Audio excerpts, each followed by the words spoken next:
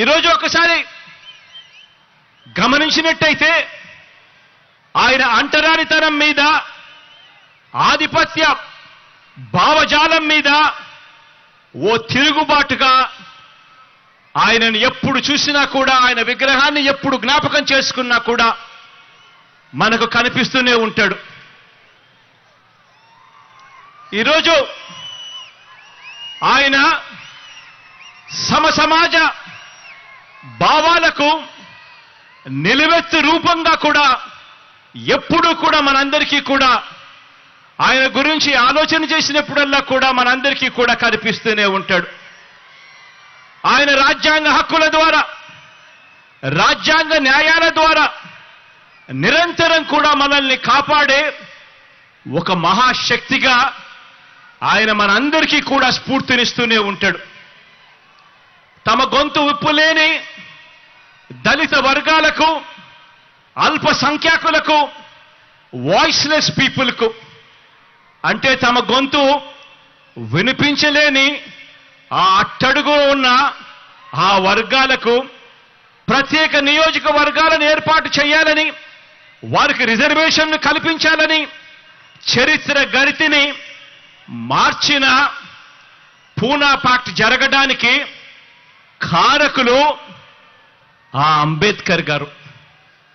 ఈరోజు దళిత జాతి నిలబడింది అన్నా కూడా, అల్పసంఖ్యాకులు నిలబడగలుగుతా ఉన్నారు అని అన్నా కూడా, రిజర్వేషన్లను కల్పించి ఒక్క తాటిపై వాళ్ళ నిలబెట్టే కార్యక్రమం జరిగింది అని అంటే అది ఆ అంబేద్కర్ గారి స్ఫూర్తి అని చెప్పడానికి గర్వపడతా ఉన్నా. ఈరోజు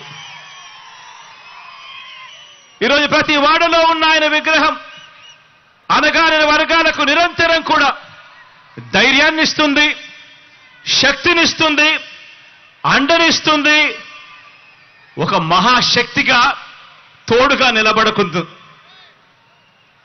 చదువుకునేందుకు వీలు లేదని తరతరాలుగా కూడా అణిచివేసిన వర్గాలలో తాను జన్మించి చదువుకునేందుకు మాకు మాత్రమే హక్కుంది అని చెప్పి అనుకునే వర్గాల కన్నా కూడా, వాళ్ళందరికన్నా కూడా ఇంకా గొప్పగా చదువుకున్న ఓ విద్యా విప్లవం అంబేద్కర్ గారు.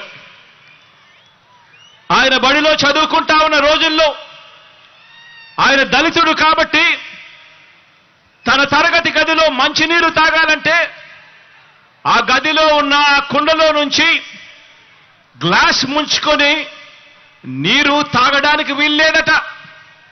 ఆ బడిలో ప్యూను దళిత విద్యార్థికి నీటిని ఆయన తెచ్చుకున్న గ్లాసులో నుంచి పైనుంచి పోసేవాడట. ఒకసారి అంబేద్కర్ గారు ఆయన చెప్పిన మాటలు ఒకసారి వింటే, బడికి ఏ రోజైనా కూడా ప్యూన్ రాకపోతే ఆ రోజు నాకు తాగడానికి మంచినీళ్లు కూడా లేనట్టే అని చెప్పి అనే మాటలు ఒక్కొక్కసారి బాధ కలిగిస్తాయి. ఒక్కొక్కసారి జరుగుతా ఉన్న ఆ నిజాలను చూసినప్పుడు ఇంకా మనము ఎక్కడ ఉన్నాము అని చెప్పి అనిపించే మాటలివి.